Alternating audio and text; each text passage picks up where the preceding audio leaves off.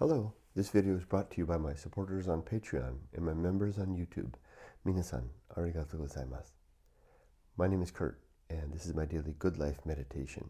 It's an exercise that I do each and every morning, a little bit after waking up. It's now 4:58 a.m. on the 10th day of January 2024, day 340 in my countdown to retirement. I do this video, an exercise, to remember my life objectives and principles, those which are outlined in my book, Going Alone, which you can get a copy of if you like from the link down in the description. I also use the time to think about the last 24 hours and how I did with the various challenges and opportunities that I met, especially the ones that took me by surprise. I prepare for the coming day, and then I ready myself for death. But before I do any of that, I like to read a poem. And I'm going to turn again to Walt Whitman and try a third of his inscriptions at the front of the book. And then we'll see how that goes. And then we might try dive into a poem deeper in the book before I decide if I really want to continue with Whitman. This is my third attempt in the course of my life to dive into Whitman. The first two times didn't get very far. This inscription is called "Encabined Ships at Sea." An enticing name. Encabined ships at sea, the boundless blue on every side expanding, with whistling winds and music of the waves, the large imperious waves, or some lone bark buoyed on the dense marine, where joyous, full of faith, spread white sails. She cleaves the ether mid the sparkle and the foam of day, or under many a star at night. By sailors young and old happily will I reminisce on the land be read, in full rapport at last. Here are your thoughts, voyagers' thoughts. Here, not the land, firm land, alone appears, may then by them be said. The sky o'er arches here, we feel the undulating deck beneath our feet, we feel the long pulsation, ebb and flow of endless motion, the tones of unseen mystery, the vague and vast suggestions of the briny world, the liquid flowing syllables, the perfume, the faint creaking of the cordage, the melancholy rhythm, the boundless vista and the horizon far and dim are all here, and this is ocean's poem. Then falter not, O book, fulfill your destiny, you not a reminiscence of the land alone, you too as a lone bark cleaving the ether, purposed I know not whither, yet ever full of faith. Consort to every ship that sails, sail you. Bear forth to them folded, my love, dear mariners, for you I folded here in every leaf. Speed on, my book, spread your white sails, my little bark, athwart the imperious waves. Chant on, sail on, bear over the boundless blue from me to every sea. This song for mariners and all their ships. I see the brilliance of Whitman insofar as an inscription like this at the head of his book before he even begins his hard work to fulfill such satisfaction without even starting, before he even starts. What a suggestion that sending his book off across across time and to others, just as a ship would leave and pass through the sea, and then to add all that other detail, to fill the mind with just sparkling reflections and visions of the men on the sea, the ship, the undulating waves, the endless motion. There's more to that. There's a bit of a back and forth too. It didn't come through in my reading, but there's these parts that are in italics, and I don't quite understand why. Okay, we'll read more of Whitman. His poems they're beyond me in a way. But it's a place I'd like to go. I'll keep on trying.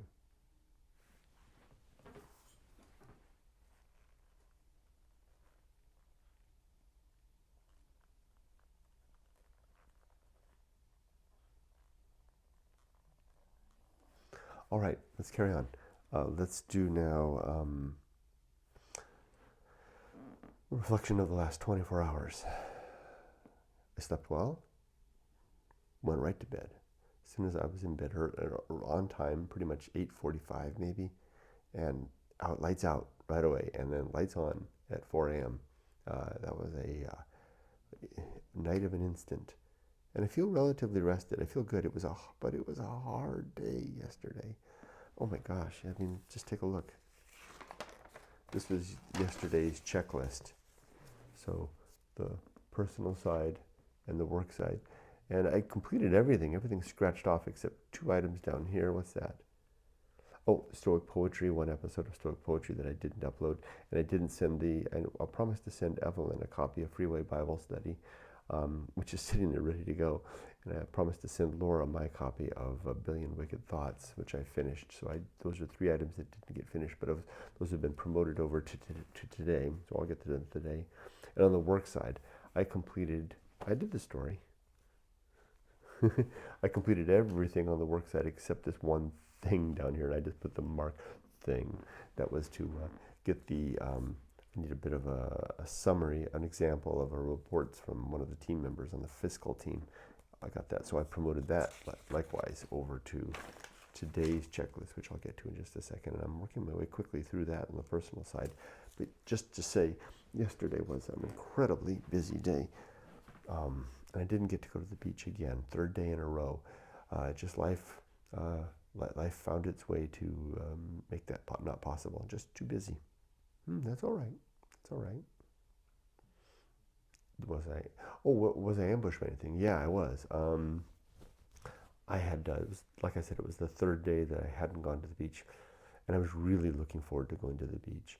But my wife needed me at 4 p.m. when I finished work. I was all ready to go, and she said, "Do you have some time?" And it turned out that she needed me to help her with some stuff relative to her work, and it took about 30 minutes. By that time, I had missed the opportunity of sundown, and so I didn't go to the beach. And in the moment while it was happening, while I was helping my wife, I could feel a frustration rising in me that, darn it, I'm missing my 3rd day in a row. I'm not going to go to the beach. And I tempered that. And I didn't even have to press it down. I simply had to accept it. I said, there you are. There you are, a little bit frustrated. Nevertheless, carry on, Kurt. Help Yumiko with the thing that she needs help with, which we did successfully complete. And then change gears and make good use of the early evening in other ways. There'll be tomorrow, if I live, to swim again, which is today now, and I'm still around. So maybe I'll make it to the afternoon and be able to go for a swim then. So I handled that. A slight feeling of emotional upset at not getting my way, not being able to fulfill the thing that I wanted to do for not the 1st or the 2nd, but the 3rd day in a row. Not by pressing it down, not by bottling it up, but I wrote it in a way, disconnecting myself from the sense of agency and free will in a way, and just let it be without, like I was like a man on a roller coaster with his arms folded, as the roller coaster roared this way and that and up and down, and not cowering my face or holding my hands up or screaming out or anything like that. Okay, no swim today. Okay, let's work on this, Yumiko. We'll figure this out.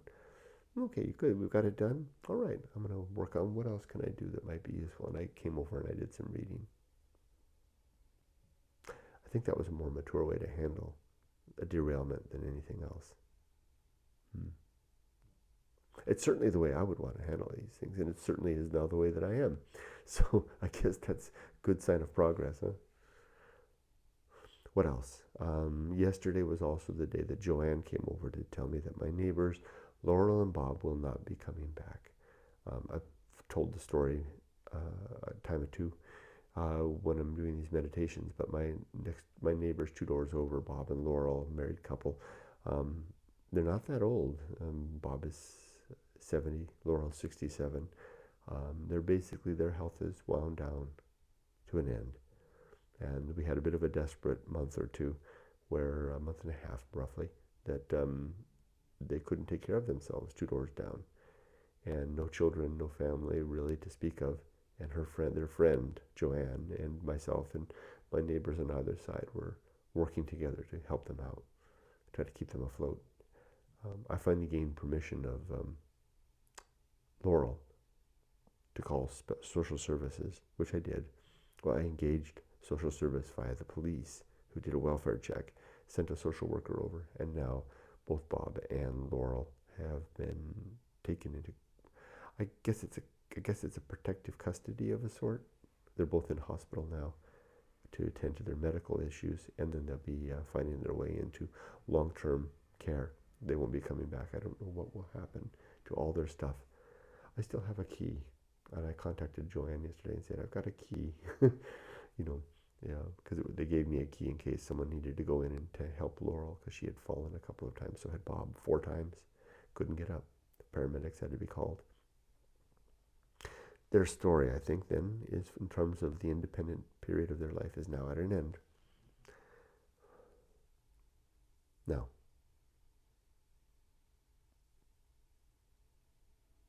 it's interesting. The good life principle that I want to talk about today is called life will not go well. It's the principle immediately after temperance and just before the principle called the horror show. Good placement, because life certainly will not go well. It always has its troughs, doesn't it? And that's a big hell of a trough for Bob and Laurel. One they won't come back from. I guess I'm trying to dance around it, but the thing is, they had told me all of their dreams. They had so much they wanted to do after retirement, after their independence, this decade of their life. Bob, 70-year-old Bob, had told me how they have some money. They had dreamed of returning to the Pacific Northwest to travel, to see the world. And now all that is at an end. I don't want to say things like they waited too long, or they held off, or they didn't take good care of themselves, all of which are probably true. But it does seem that way to me. So turning their story to my own, looking in the mirror, I want to ask myself, do I really want to continue working past the 16th of December this year? Certainly will help my family to have more money coming in for a little longer until Social Security kicks in a year and a half. I haven't made up my mind. I guess it will all depend on how costly this move really is. Yet, I have plans to make use of my remaining vitality to make money in the next phase. It's good that yesterday I talked to my boss, and he was I was reminding him that I'm leaving this year, and he was reminding me that I am welcome to stay as long as I want. So he says you don't have to leave on the 16th of December. You can make it the 16th of December the following year if you want. So that's good to know. It's good to know the door's open, right? So that they're not eager for me to go. Life will not go well. I think in a way I've kind of covered that one already, haven't I? Yeah. I was going to talk about that principle, because the purpose of that principle, the reason I reflect upon it every day, or at least touch it and mention it, is to remind myself that life will not go well. That it's folly to expect to wake up every day and think today's going to be a great day, just like yesterday was, and the day before, and to have some sense that we have that the life owes us that, or that there's some birthright to have good days. Good days are what they are. Bad days are also what they are. Like the tides, these should be expected. And like my missing yesterday's opportunity to swim, to be expected, to happen. I reflect back that in the year 2023, although I endeavored to reach the beach once a day, I in fact made 99 visits to the beach, which would account for about a third of the time, right? It's interesting that now I'm about, I think I'm 10 days in, and I think I'm up to 5 days at the beach. So I'm doing, I should say I'm doing better than average, right? Life will not go well. Things will get in the way. I won't be able to go to the beach from time to time. I will have a tough day at work. I won't get, I'll choose a bad flavor of ice cream at Baskin-Robbins. My arthritis will kick in. My dog might get sick. All kinds of things. I could go on and on. I might get dementia. And the world come crashing down, as it has now for Bob and Laurel. That's basically the main reason why they've been remanded into the custody of the state. Both of them have Alzheimer's, and neither of them can care for one another. That could await any of us. Or a heart attack like my father. You get the point. I don't need to belabor this one and go on and on. And life will not go well. It's a very affirmative statement, isn't it? I'm not saying life may not go well. I'm saying life will not go well. It won't. You don't have to live very long to find that out. Any 5-year-old has already had their share of experience of that, where well is measured as the scope and extent of where the enactment of their will. Life will not go well. I think I've gone on and on enough about that one. And by the way, pardon me for the snoring dog.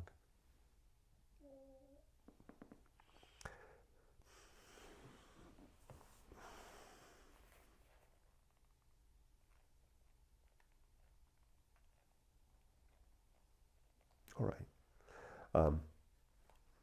Let's do the good life. I'll recite the creed. I've been muddling it up lately. I've been able to get through the objectives, but the principles have been all fuddled up. Let's see if I can do the 8 objectives clearly. These are: to be always ready to die, to make good and effective use of time, to develop and maintain good and sound life principles, to cultivate good emotional reactions, to perform good actions, to recognize true limits and true opportunities, to do just one thing at a time, and do that thing slowly and deliberately and carefully, and to keep my balance. Here we go with the 35 principles.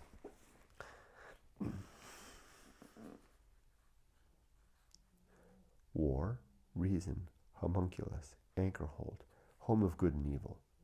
Purpose, atomic principle, nature, pirate ride, maturity, social principle, family, public speaking, temperance,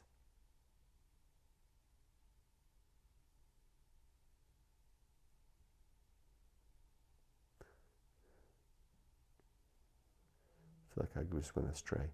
Temperance, life will not go well. The horror show, that which must be borne, the feast of woeful, distraction, agency in the great indifference, the best seat in the house, the restless man, the path of wildness, the great life adventure, the risk of avoiding risk, sin and damnation, complete oblivion, the season of philosophy, script writing, the bullseye aim, the uphill climb, arena and utility, nothing is enough, the principle of fun and being ready. 5, 10, 15, 20, 25, 30, 35. Okay, I'm back on my game, although I did stumble. I did kind of stumble there for a little bit, didn't I? Okay, good. Okay, next, I'll go over the plan for today. I have 12 personal tasks to do today and 5 work tasks. I know that seems disproportionate on a work day, but I'm already 3 in on the personal ones, and it's 5:18 a.m. I start working an hour and 45 minutes. I'll have my way almost completely through the personal by the time I start work. There's just a few that I'll tie up during my 2 20-minute break morning and afternoon and my lunch, and then I have an hour after I get back from my swim in the evening. I then have an hour before Yumiko finishes work. She finishes at 6 to wrap everything else up, and I'll pretty much have everything done. So it's not that the personal stuff doesn't trespass on my work. I'm pretty good at keeping the two separate. I'm very good at that. In fact, astonishingly, horribly, I almost said, horribly in the best sense. But what I mean by that is I am so disciplined as to not allow my personal life to intrude upon my work life. It's one of my oldest tenets and habits. It reaches back all the way to my teenage years, where I don't know where I got this, but I got this strict separation of world, right? I do not, when I'm working, I don't even allow foreign thoughts. I don't even allow personal thoughts in. I can't even allow myself, the only thing I can do, even as secondary thing, is like listen to some instrumental music in the background, because I don't even want, if I have music that has lyrics, I don't even want the lyrics intruding. I am so focused on work. it's stupid in some ways. It's like I can't even listen to music because it might, these two worlds do not collide. Now, all that being said, all that I just said, I am actively now trying to train myself out of that.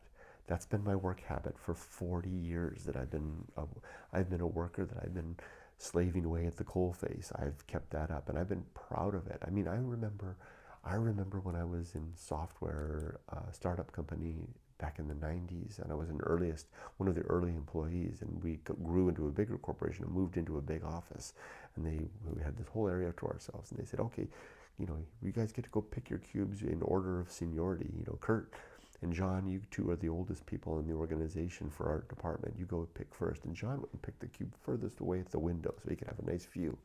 Me, I chose the worst cube right up in the front by the receptionist so everybody could see me with my back to the world, because I wanted to make sure that I had foreign eyes, alien eyes, always looking over my shoulder to make sure that I wasn't, to help me to not be tempted to do something like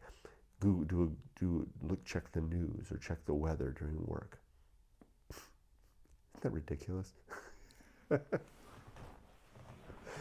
Anyway, that's how I've always operated, and it served me well. I've reached the ceiling of my career. I'm at the top of my game of what I do. I didn't go any further. I did briefly go into the management realm and then drop back down. I didn't want to be there. It involves too much politics and human interaction. And not human interaction, too much politics and leadership. I'm not a leader at work. But anyway, what I mean by this is that it served me well to now. But now I'm 340 days to the end.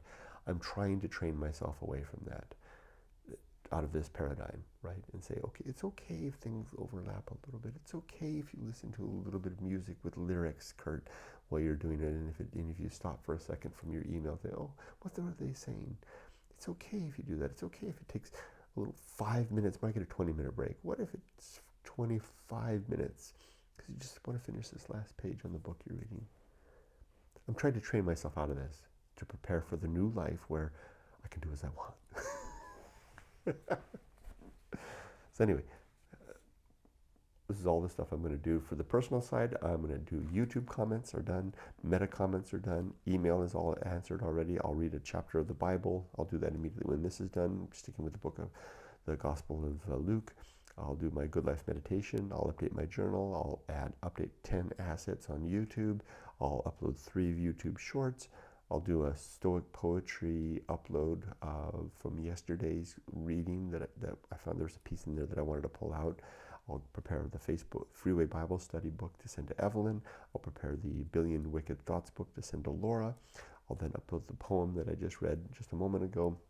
On the work side, I'll do my email. I'll update my project story. That's a technical term, so to speak, for how I run projects.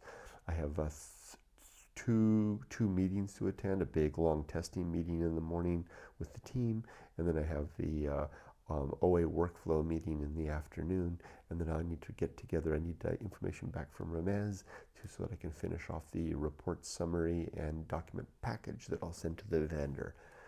That's pretty much going to be my day. That'll take the whole day. It won't be a killer day today like yesterday. That's today. Now, as for my last step, which is to prepare to die. So such a sober sounding thing to say. It is vital, it is imperative, it is critical that I remain always in a ready state to pass into oblivion. Because I don't believe there's anything to follow. I don't believe I have a soul, or any of us do. I don't believe that there's any afterlife. I believe that my little consciousness is trapped right here behind my forehead. You can kind of feel it back there a little bit. And that the same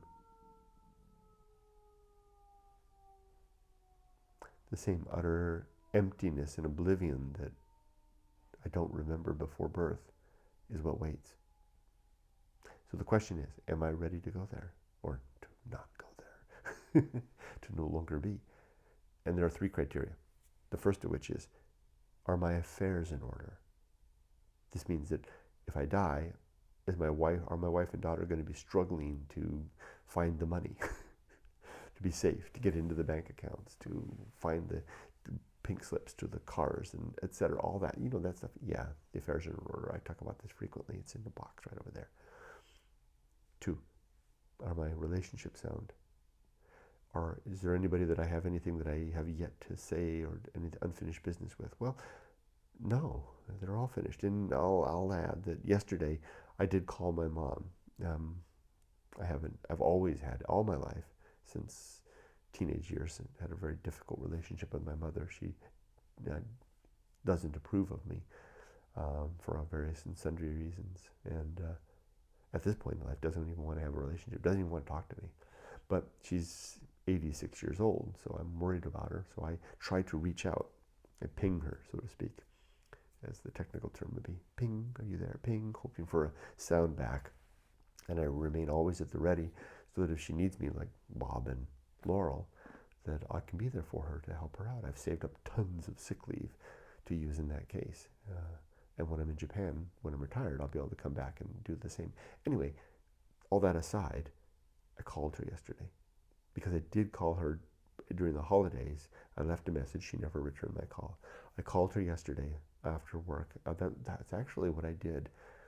In fact, in addition to reading, after I lost the chance to go to the beach yesterday, I made good use of it by coming over here, sitting down, doing a little bit of reading, and I called my mom. So I made very good. I leveraged it, right? I turned that missed opportunity into a new opportunity. She picked up the phone. Silence. I said, "Mom, it's Kurt." A little bit of silence. Click. She hung up on me. Well, at least I know she's there. So, and that's the best I can do, is to reach out, right? So yeah, my relationships are sound as they can be. The third and final one is my life's work complete? There are 2 things that constitute my life's work. First and most important is my daughter. Is my daughter raised independent on her and able to take care of herself? Because that's the biological imperative to get our genes into the next generation. I'm not speaking selfishly. I'm speaking, that's what biology demands, is to reproduce ourselves, right? So this imperative that we have, it's the only purpose it's the only empirical purpose that I can think of. Yeah, she's in fact, she texted yesterday. She had an Instagram post. I think it was Instagram.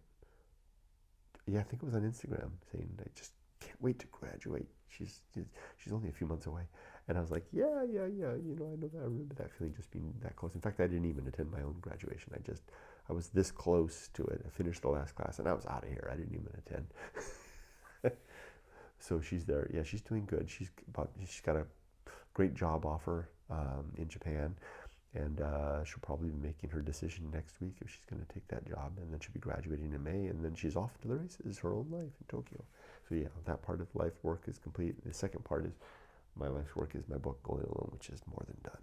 So yeah, take it out of the oven. It's done, Kurt. So yeah, I can die now, no problem. No need of a single backwards glance. Whoa, I did a lot today. I talked a lot. I think I've wrapped everything up. That's the end of the meditation. John, it was nice to get your message on Instagram. And if you, John, and anyone else that is interested, if you're ever interested, I do have a Discord. It's basically no way to get in. It's kind of like it's a small little community. There's a good number of people in there, but there's only a few of us that really ever talk. But we talk a lot. It's pretty active.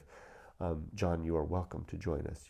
I sent you my email address, and you're welcome to anybody out there. You can join my Discord. In fact, I probably should start adding that to the front of the meditation, an invitation to join the Discord.